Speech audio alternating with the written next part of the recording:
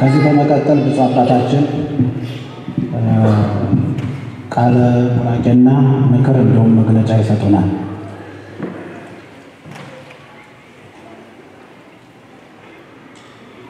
በስመ አብ ወወልድ ወመንፈስ ቅዱስ አሐዱ አምላክ አሜን።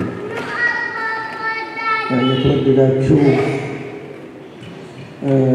የቤተ ክርስቲያን ሊቃውንት እንዲሁም ምዕመናን ይህንን ጉባኤ ከሩቅም ከቅርብም ለመሳተፍ የመጣችሁ የተሰበሰባችሁ የቤተ ክርስቲያናችን አማኞች እንደምን ዋላችሁ? እንደምን ሰነበታችሁ? ይሁን እግዚአብሔር አምላክ በሰላም ጠብቆ በሰላም ከዚህ ተገናኝተን ይህንን መንፈሳዊ ጉባኤ በመሳተፍ እንኳን በሰላም አበቃን። ይህ ጉባኤ የቤተ ክርስቲያናችንን ምዕመናን ሕይወት የሚገመግም ቤተ ክርስቲያን ዘመን ያለፈች ስለሆነች በዚህ ባለንበት ዘመን ክርስቲያኖች ሕይወታቸው እንዴት ነው? የነበረውንና ያለውን እምነት ስርዓት ጠብቀው ይጓዛሉ? ለትውልዱ ለማስተላለፍ ተዘጋጅተዋልን? የሚለውን ለመመርመር ሊቃውንት በየቦታው እየዞሩ እየተገኙ ይገመግማሉ። ጤና ይስጥልን ተመልካቾቻችን፣ ዛሬ በኦስሎ ከተማ በኢትዮጵያ ኦርቶዶክስ ተዋሕዶ ቤተክርስቲያን የቅዱስ ገብርኤልና የአቡነ ተክለ ሃይማኖት ቤተክርስቲያን ታላቅ መንፈሳዊ ጉባኤ ይካሄዳል። ይሄም ጉባኤው 19ኛው የአውሮፓ መንፈሳዊ ጉባኤ ነው። ዝግጅቱ ምን ይመስላል የሚለውን ተመልካቾቻችን እንግዲህ ከመላከ ብስራት ቆሞስ አባ ሀብተ ኢየሱስ በኦስሎ ኖርዌይ የቅዱስ ገብርኤልና የአቡነ ተክለ ሃይማኖት አስተዳዳሪ የቤተ ከአባታችን ጋር ቃለ መጠይቅ እናደርጋለን። ወደዛ እወስዳችኋለሁ። ቆሞስ መላከ ብስራት አባ ሀብተ ኢየሱስ በቅድሚያ ይህንን ቃለ መጠይቅ እንድናደርግለው ስለፈቀዱልን ከትልቅ አክብሮት ጋር ምስጋናዬን በተመልካቾቼ ስም አቀርባለሁ። እንደሚታወቀው የ19ኛው የአውሮፓ ጉባኤ ከዛሬ ጁን 24 ጀምሮ ለሶስት ተከታታይ ቀናት ይካሄዳል። ዝግጅቱ ምን ይመስላል? እነማን ይገኛሉ? እንግዶች ይመጣሉ ወይ? የሚለውን ነገር ቢያብራሩልን። መልካም። የአውሮፓ መንፈሳዊ ጉባኤ ትልቅ ጉባኤ እንደመሆኑ መጠን ዝግጅቱም ብዙ ሰዎችን እና ልዩ ልዩ ክፍሎችን ያሳተፈ ትልቅ ዝግጅት ነው የተደረገ። ቢያንስ በዚህ ዝግጅት ውስጥ በጉባኤው ዋና አዘጋጅ አብይ ኮሚቴ ስር የፋይናንስ ክፍል፣ የጽዳት ክፍል፣ የትራንስፖርት ክፍል ወዘተ ሙሉ ብዙ ክፍሎች ስላሉ ለእያንዳንዱ ክፍል ደግሞ ብዙ የሰው ኃይል ስለሚያስፈልገው በእነዚህ በእያንዳንዳቸው ክፍሎች ብዙ ወንድሞችና እህቶች እናቶች አባቶችን በማሳተፍ ነው ዝግጅቱ ቀደም ብሎ ሲዘጋጅ የነበረው። አሁን ውጤቱ እየታየ ነው፣ እያማረ ነው። በጣም ደስ በሚል ሁኔታ እግዚአብሔር በሚከብርበት ሁኔታ ጀምረናል። የተጋበዙትን እንግዶች በተመለከተም ጉባኤው በጣም ታላቅና ዓመታዊ የአውሮፓ መንፈሳዊ ጉባኤ እንደመሆኑ መጠን ታላላቅ እንግዶችን የጋበዝነው ብፁዕ አቡነ ኤልያስ የአውሮፓ ምስራቅና ደቡብ አፍሪካ አህጉረ ስብከት ሊቀ ጳጳስ ተገኝተዋል። እንዲሁም በቤተ ክርስቲያናችን በኢትዮጵያ ኦርቶዶክስ ተዋሕዶ ቤተ ክርስቲያን አሉ ከሚባሉት ሊቃውንት አንዱና ዋና የሆኑት የኔታ እሸቱ አለማየሁ ተጋብዘው ተገኝተዋል። እንዲሁም ደግሞ ሌላው ሊቅ ወንድማችን ቀሲስ ዶክተር አንዱዓለም ዳግማዊ ከአሜሪካ ዳላስ ተጋብዞ መጥቶ አገልግሎት እየሰጡ ይገኛሉ። ጉባኤውም ታላቅ ነው። የተጋበዙትም ሊቃውንት ታላላቆች ናቸው።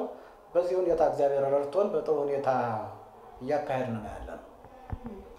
አጠቃላይ የኦስሎ ቅዱስ ገብርኤልና የአቡነ ተክለ ሃይማኖት ኦርቶዶክስ ቤተክርስቲያን እንቅስቃሴ ምን ይመስላል? በዚህ አካባቢ ያለው እንቅስቃሴ እንዴት ነው? ጥሩ። የቤተክርስቲያናችን እንቅስቃሴ በጣም አሁንም ደግሞ እንደዚህኛው እንደ ጉባኤው እንዳልኩሽ ሁሉ ብዙ ንዑሳን ክፍሎችንና ብዙ ምእመናንን ባሳተፈ መልኩ የሚደረግ እንቅስቃሴ ነው። እንስራ ከተባለ ከተሰራ የእግዚአብሔር ቤት ስራ በጣም ብዙ ነው። ስለዚህ አሁን ቤተክርስቲያናችን ከላይ ቅዱስ ሲኖዶስ አለ፣ ከዚያም የሀገረ ስብከቱ ሊቀ ጳጳስ አሉ ብፁዕ አቡነ ኤልያስ፣ ከዚያ ጠቅላላ ጉባኤው፣ እንደዚህ ከጠቅላላ ጉባኤው ስር ደግሞ ከሰበካ መንፈሳዊ አስተዳደር ጉባኤው በላይ ኦዲትና ኢንስፔክሽን ኮሚቴ አለ። እነዚህን እያማከረ እየጠየቀ እያስፈቀደና እያጸደቀ ነው ሰበካ መንፈሳዊ አስተዳደር ጉባኤ ወይም ኤግዚኪዩቲቭ ኮሚቴው ስራውን የሚያከናውነው። ስራውን ለማቀላጠፍ ርዕዩንና ዓመታዊ ዕቅዱንና በጀቱን በሚገባ ለመፈጸም ያስችለው ዘንድ በስሩ ደግሞ ንዑሳን ኮሚቴዎች አሉ። የህግና ስነ ስርዓት ክፍል አለ፣ የእቅድና ልማት ኮሚቴ አለ። እርዳታ ሊሰጡ የሚችሉ ድርጅቶችን እያነፈነፈ እያፈላለገ ለቤተ ክርስቲያኑ አቅም ማጎልበቻ የሚሆን ነገር ቁሳቁስም ገንዘብም ከሚገኝበት እያፈላለገ የሚያመጣ ክፍል። የሰንበት ትምህርት ቤት አለ። ሰንበት ትምህርት ቤቱ በጣም ሰፊ ክፍሎችን የያዘ ነው። በስሩ ብዙ ክፍሎች አሉ፣ ንዑሳን ክፍሎች አሉት። የንዑስ ክፍሎችም ብዙ አሉት። የወላጆች አብይ ኮሚቴ አለ፣ የህፃናት ክፍል አለ። በህፃናት ክፍሉ ስር የወላጆች አብይ ኮሚቴ፣ በዚህ የወላጆች አብይ ኮሚቴ ስር ደግሞ ሌሎች 6 አሉ። ምክንያቱም በውጭ የተወለዱ ልጆች በታሪካቸው፣ በዶግማቸው፣ በቀኖናቸው፣ በትውፊታቸው፣ በስርዓታቸው ተኮትኩተው ማደግ ስላለባቸው በዚህ አቅጣጫ ትኩረት መደረግ ስላለበት ሰንበት ትምህርት ቤቱ ዋናው ክፍል ነው። በተጠናከረ ሁኔታ አለ ከሰበካ ጉባኤው ስር። የስብከተ ወንጌል ክፍል ኮሚቴ አለ። እነዚህን ሁሉ እያሳተፈ ስራውን እያካሄደ ይገኛል። ያለው እንቅስቃሴ በጣም ጥሩ ነው። ይህ እንቅስቃሴ እየጋለ እየጨመረ እንዲሄድ እንጂ እንዳይቀነስም አስፈላጊ ጥንቃቄዎች እየተደረጉ በእግዚአብሔር ቸርነት ደህና እየሄደ ነው ያለው። ይህን ይመስላል መዋቅራዊ ይዘቱም፣ እንዲሁም ደግሞ የስራ ክንውን እንቅስቃሴውም ይህንን ይመስላል። የዚህ የአውሮፓ ጉባኤ ምናልባት አጀማመሩ ላይ እርስዎ ላይኖሩ ይችላሉ፣ ግን የአውሮፓ ጉባኤ ዓላማው ምንድን ነው? ዓላማው እግዚአብሔርን ማክበር፣ በስደት የሚኖረውን ሕዝብ ማጽናናት በወንጌል። በስደት የሚኖረው ሕዝብ አንዳንዱ መኖሪያ በማጣት የተጨነቀ የተቸገረ ነው። ቋንቋ ባለማወቅ የሀገሩን ቋንቋ ጀርመን ያለው የጀርመንኛ ቋንቋ ይቸግረዋል። እዚህ ያለው ኖሽክ ቋንቋ መናገር ይቸግረዋል፣ ሀሳቡን መግለጫ እና በእነዚህ ጭንቀቶችና በተለያየ ሁኔታ ተወጥሮ ያለን ሕዝብ በእግዚአብሔር እንዲጽናና ማድረግና ወደ እግዚአብሔር ማቅረብ፣ ለእግዚአብሔር መንግስት ማዘጋጀት፣ በውጭ ያለው ሕዝብ ባህሉን ሃይማኖቱን እንዳይረሳ ማጽናናትና ሃይማኖቱን ማሳወቅ፣ ስርዓቱን ትውፊቱን እንዳይለቅ ማድረግ ነው ዓላማው። ጠቅለል ያለ ዓላማው ጠቅለል ብሎ ሲገለጥ ይሄ ነው። በዚህ በኦስሎና አካባቢያ ወደ 3000 የሚደርሱ ኦርቶዶክሳውያን አሉ ይባላል እና እነሱ ወደ ቤተክርስቲያን እንዲመጡ የተለየ የምታደርጉት እንቅስቃሴ አለ ወይስ ምን ያህሉ ህዝብ ነው ከዛ ውስጥ ወደ ቤተክርስቲያን የሚመጣው? አዎ እንግዲህ በተለያየ መንገድ የሰበካ መንፈሳዊ አስተዳደር ጉባኤ ምንም ያልተለመደ ቢሆን እንኳን ከዚህ ግን ትኩረት የሰጠንበት የሰበካ መንፈሳዊ አስተዳደር ጉባኤ ተቀዳሚ ስራ የግንብ የችግኝ ተከላ ሌላ ልማት ሳይሆን ሰውን ማልማት ነው። ሰውን ወደ እግዚአብሔር ማቅረብ። ሰው ከለማና ሰው ከመጣ ሰውና እግዚአብሔር ከተገናኙ ሌላው ልማት ይፋጠናል እና ትኩረት ሰጥቶ ይሰራል። በ2015 450 አካባቢ አባላት ነበሩን። ባደረግነው ጥረት ወደ 800 መኖሪያ ፈቃድ ያላቸው ብቻ ወደ 890 ለማድረስ ሞክረናል በተደረገው ጥረት። ዘንድሮም ደግሞ በያዝነው በ2016 ዓመት እቅዳችን መሰረት ወደ 500 የሚሆኑ ለመጨመር እቅድ ይዘን እየተንቀሳቀስን እየመዘገብን ነው እና በዚህ ሁኔታ ሰውና እግዚአብሔርን ለማገናኘት ጥረት እያደረግን ነው። በዚህ ሁኔታ ለመሰብሰብ ለማጽናናት ወደ እግዚአብሔር ለማቅረብ ባህሉን ሃይማኖቱን ስርዓቱን እንዳይረሳ ለማድረግ ወደ ቤተክርስቲያን ለማቅረብ ባለፈው ዓመት ተሳክቶልናል። ከግማሽ በላይ ነው የተሳካልን ማለት ይቻላል እና ከ450 ወደ 890 ከፍ አድርገናል የአባላቱን ብዛት። አሁንም ደግሞ አብዛኛው ተመዝግቧል ተብሎ ስለሚታመን በዚህ ዓመት ደግሞ 500 ለመጨመር እቅድ በያዝነው መሰረት ይህን እቅድ 100% ለመፈጸም በህዝብ ግንኙነታችን በኩል ሰበካ መንፈሳዊ አስተዳደር ጉባኤው በራሱም በህንጻ አሰራር ኮሚቴው በሚያደርገው እንቅስቃሴ እግረ መንገዱን ሁሉ ምዕመናን ኦርቶዶክሳውያን ከአምላካቸው ጋር እንዲገናኙ ወደ ቤተክርስቲያን እንዲቀርቡ በተለያየ መንገድ ብዙ ጥቅም ስላለው ከዚያም ባሻገር የቤተክርስቲያን ተልእኮ ዋናዋ ተልእኮ ከመሆኑም ባሻገር አባላትን ባገኘን ቁጥር ከመንግስትም የሚገኝ ድጎማ አለ። እንደተጨማሪ ዋናው የቤተክርስቲያን ተልእኮ ምዕመናንን ማዳን የምዕመናንን መንፈሳዊ ህይወት ማሳደግ ነው። ግን ከዚያም በተጨማሪ ደግሞ እንደዚህም ስላለ አጥብቀን እንሰራለን እና በዚህ ሁኔታ እየተንቀሳቀስን ነው። ቤተክርስቲያን ለስደተኞች ምን አድርጋለች? በተለይም አሁን የኢትዮጵያ ኦርቶዶክስ ተዋሕዶ ቤተክርስቲያን የቅዱስ ገብርኤልና የአቡነ ተክለ ሃይማኖት ቤተክርስቲያን የሚገኘው ኦስሎ ውስጥ ነው እና እርግጥ በተለያዩ በርገንም ስታቫንገርም ሌሎች አብያተ ክርስቲያናት ቢኖሩም ግን ቤተክርስቲያን በበኩሏ ምን አድርጋለች? በካምፕ ያሉ ሩቅ ቦታ ያሉ ክርስትና ማስነሳት የማይችሉ አሉ፣ ቃል እግዚአብሔርን የማይሰሙ አሉ እና ለነሱ ምን አድርጋለች የኦስሎ ቤተክርስቲያን? በጣም ጥሩ። እንግዲህ ቤተክርስቲያናችን የምትመራው በእቅድና ፕላን በጀት ነው። እቅድ ስታወጣ እነዚህን ሁሉ ኢንክሉድ አድርጋ ነው። ስደተኞችን በካምፕ ያሉትን አካታ ነው እቅድ የምታወጣው። በአገልግሎት እቅዷ ውስጥ በመንፈሳዊ እንቅስቃሴዋ ዓመታዊ እቅዷ ውስጥ ስደተኞች ያሉባቸውን የስደተኞች ጣቢያዎችን ሁሉ አካታ ታቅዳለች። በዚህ ዓመት ይህን ያህል የስደተኛ ጣቢያዎችን ሂደን መጎብኘት፣ ማጽናናት፣ ማስተማር መቻል አለብን ብላ እቅድ ትይዛለች። 3 ሊሆን አምና ወደ 4 ነበር የያዝነው። 3ቱን አካሂደናል። የተሰየሙበት ማህበራቸውን ወይም የሚሰበሰቡበትን ነገር እዚያው ሆነው የመሰረቱ ካሉ በጻድቁ ስም፣ በመልአኩ ስም፣ በሰማዕቱ ስም ወይም በስላሴ ስም በራሱ በባለቤቱ ስም የመሰረቱ ካሉ ያ ዓመታዊ በዓል በሚሆንበት ቀን ያ የሚሰባሰቡበት ማህበራቸውን የሰየሙበት ጻድቅ ሰማዕት ወይም ራሱ ባለቤቱ በሚከብርበት በዓል ጠብቀን ሄደን ቅዳሴን ቀድሰን አጽናንተን አስተምረን መተናል። አምና በያዝነው እቅድ መሰረት 3 ካምፖችን ዘንድሮም ይሄ የአውሮፓ ጉባኤ ባለፈውም ከጻድቁ ፍልሰተ አጽም በዓል ጋራ በተያያዘ ሰፊ የዚህንን ሀገር የቤተክርስቲያን ባለስልጣናት ጠርተን ሰፊ ፕሮግራም ነበረብን። ተደራራቢ ጉባኤያት ናቸው እያደረግን ያላቸው። በዚህ ስለተወጠርን በያዝነው እቅድ መሰረት ከዚህ ሆነን በስካይፕ በስልክ ከማጽናናት ውጪ በእግር የረገጥነው ካምፕ የለም። በዚህ በቀሪ 6 ወር ውስጥ ግን በያዝነው እቅድ መሰረት እንሄድላቸዋለን በየስደተኛ ጣቢያው የመሄድ እቅድ ስለያዝ እቅዳችን ደግሞ በተግባር መዋል ስላለብን ይሄን እንጠይቃቸዋለን፣ እናጽናናቸዋለን፣ እንጎበኛቸዋለን። በጣም ጥሩ ነው አባታችን።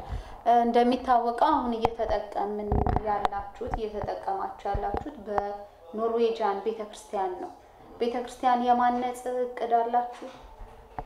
አዎ፣ በጣም እቅድ ብቻ ሳይሆን በጣም የጋለና የተፋጠነ እንቅስቃሴ እየተደረገ ነው ያለው። የህንጻ አሰሪ ኮሚቴ ተቋቁሞ በውስጡ የመሐንዲሶች ግሩፕ፣ የኢንጂነሮች ክፍል፣ የፈንድሬዚንግ ክፍል፣ የአማራጭ መንገዶች ክፍል የሚሉ 4 ንዑሳን ክፍሎችን አቋቁሞ በጣም በየተለያየ አቅጣጫና መንገድ መሬት ከተገኘ መሬቱን ገዝቶ ለመገንባት በሚቻልበት ሁኔታ ላይ መሬት ካልተገኘ ሌላ አማራጭ በመፈለግ ላይ እየተጣደፈና እየተሯሯጠ ነው ያለ። እቅድ ብቻ ሳይሆን እንቅስቃሴውም ተጀምሯል። እንቅስቃሴውም ደግሞ ኃይለኛ እንቅስቃሴ ነው፣ እንደዚህ ተራ እንቅስቃሴ አይደለም። በቅርቡ የውጭው ሲኖዶስ ጳጳሳትን ሾሟልና ስለዛ ምን አስተያየት አለት? ስለዚህ ያለኝ አስተያየት በጣም ጥሩ ነው፣ ደስ የሚል ነው። ምክንያቱም ጌታችን በወንጌል ምን ብሏል? መከሩ ብዙ ነው፣ ሰራተኛው ግን ጥቂት ነው። ስለዚህ የመከሩ ሰራተኞችን ለመከሩ እንዲጨምር የመከሩን ባለቤት በጸሎት ጠይቁት፣ ለምኑት ይላል። ሲጸልይ የቆየው ቅዱስ ሲኖዶስ አሁን የአገልግሎቱን ስፋት፣ የሚሰደደውን ሕዝብ ብዛት ተመልክቶና አጥንቶ ለዚህ መንጋ ለዚህ መከር ሰራተኞችን ሹሟል። በጣም ደስ የሚል ነው። ኮምፕሌን ከያገሩ ነበረ። አሁን ያ ኮምፕሌን ያ ቅሬታ ይቀረፋል እና ያ ቅሬታ መቀረፉ ደግሞ በጣም ትልቅ ነገር ነው። ምንድነው ቅሬታው? አባቶች አይጠይቁንም፣ ቶሎ ቶሎ አይጎበኙንም፣ ምን እየሰራችሁ ነው፣ እንዴት ናችሁ እያሉ ቶሎ ቶሎ አይከታተሉንም የሚል ቅሬታ ይነገር ነበረ። ምናልባት አቅምም ካነሳቸው የሆነ ፐርሰንት ወስነው ያን ፐርሰንቱን ብናስገባና በትክክል ቢጎበኙን አሰራራችንንም እየተከታተሉ እርማት ቢሰጡ ትክክለኛው አሰራር ደግሞ እያጸደቁ አፕሪሼት ቢያደርጉ ቢያበረታቱ በጣም ጥሩ ነው የሚል ከደቡብ አፍሪካም ከዩጋንዳም ከማውቃቸው ሀገሮች እንዲህ አይነት የህዝብ ጥያቄ ነበር። ይሄ ጥያቄና ይሄ ቅሬታ አሁን ሊፈታ የሚችልበት ስራ ስለተሰራ በጣም ጥሩ ስራ ነው ብዬ ነው የማስበው። የመንፈስ ቅዱስ ስራ ነው እና ደስ የሚል ስራ ነው። እግዚአብሔር የተመሰገነ ይሁን። እሺ፣ መላከ ብስራት ቆሞስ አባ ኃይለ ኢየሱስ ወደዚህ ከመምጣቶት በፊት በደቡብ አፍሪካ አካባቢ እንደሚያገለግሉ እንደነበረ ሰምቻለሁ።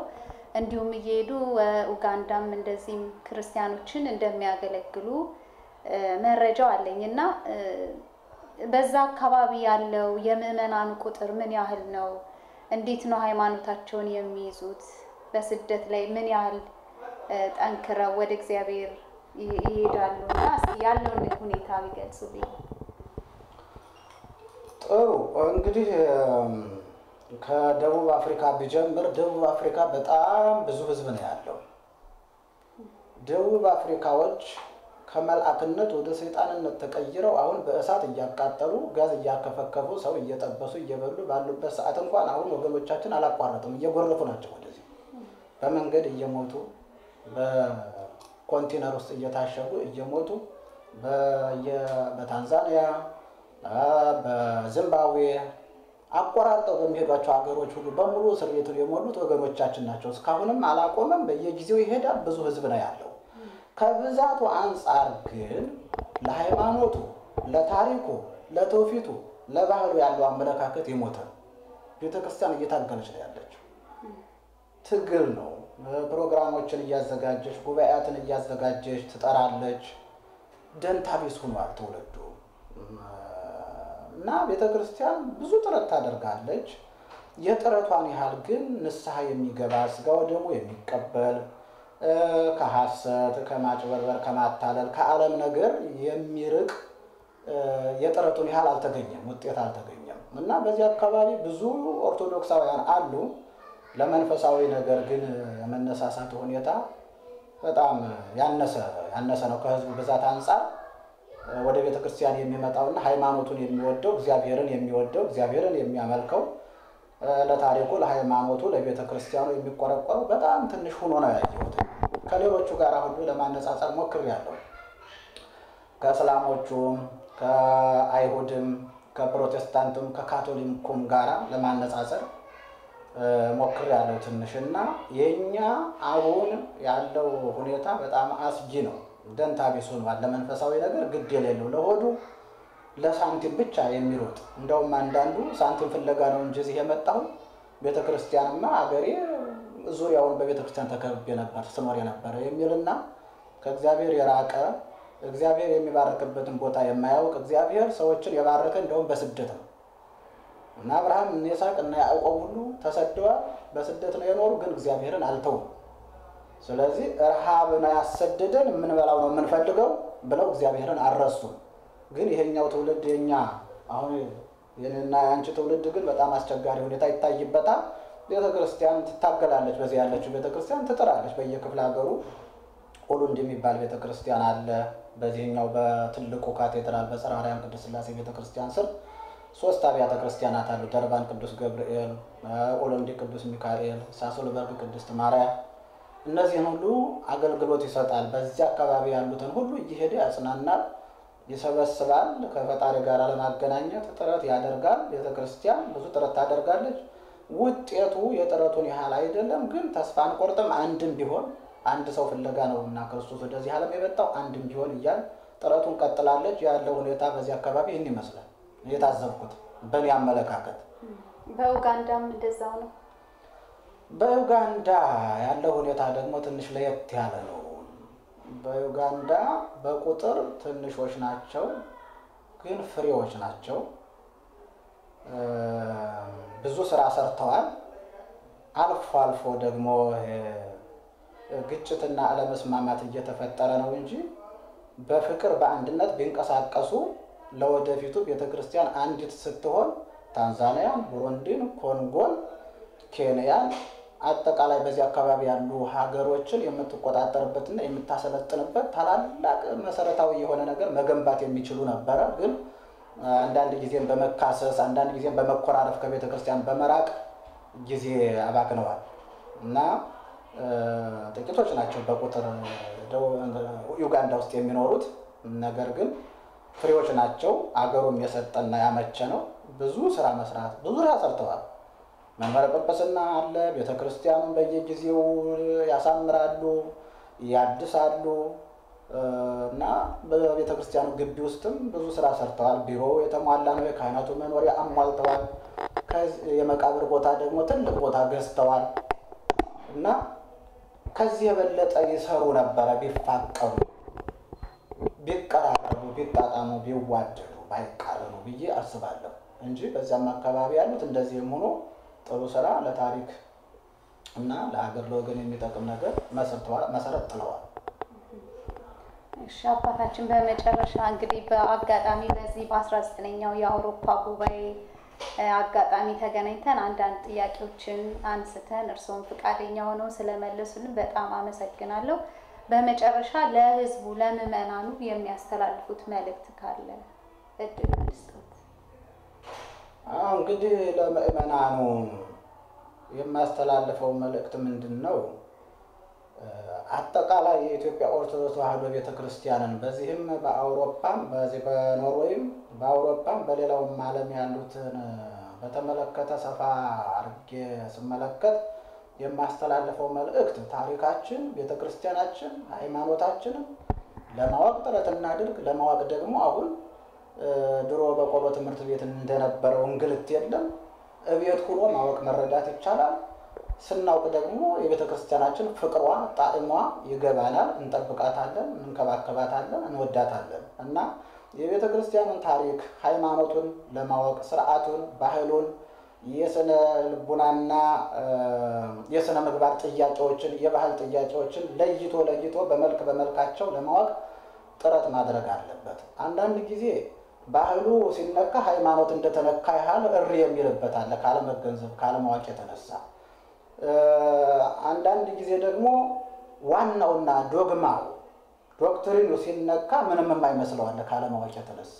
ስለዚህ ይሄን ለይቶ ለማወቅ እንዲነሳሳ ይሄን ካላደረገ የቤተ ክርስቲያን ተረካቢ እየመነመነ ከ100 ዓመትና ወይም ከተወሰነ ጊዜ በኋላ በጣም ቁጥራችን እየቀነሰ እንሄድና የታሪክ ተወቃሾች እንሆናለን እና ቤተ ክርስቲያንን ለማወቅ ይነሳሳ፣ ታሪኩን ለማወቅ ይነሳሳ፣ ለገንዘብ ብቻ መሮጥ አይደለም ብዬ አስተላልፋለሁ። እዚህ ያለውን ይሄንን አሁን በጉባኤው የታደመውን ምዕመናን በተመለከተ ደግሞ ይሄ የ3 ቀን ጉባኤ ተምሮ መሄድ ብቻ ሳይሆን በጸሎትም ጭምር እንደ ሱባኤ ሆኖ ሁሉ ጊዜ በየዓመቱ እንግዲህ ይሄ እንደ እግዚአብሔር መልካም ፈቃድ የሚቀጥል ነው።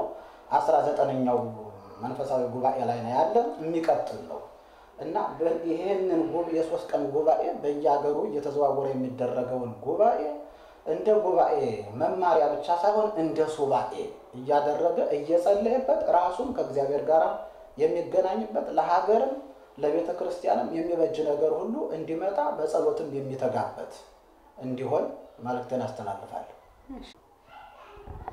እሺ ተመልካቾቻችን እንግዲህ ከመላከ ብስራት ቆሞስ አባ ሀብተ ኢየሱስ በኦስሎ ኖርዌይ የቅዱስ ገብርኤልና የአቡነ ተክለ ሃይማኖት አስተዳዳሪ የቤተ ክርስቲያኗ አስተዳዳሪ ጋር ያደረግነው ቆይታ ይህን ይመስል ነበር። ስላዳመጣችሁ እናመሰግናለን።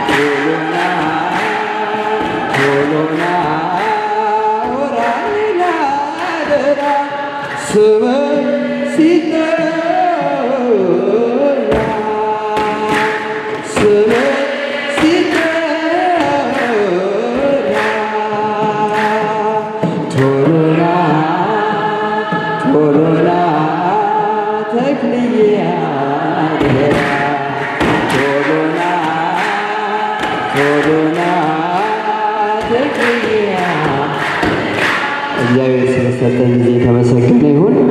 እሺ እግዚአብሔር ይስጥልን።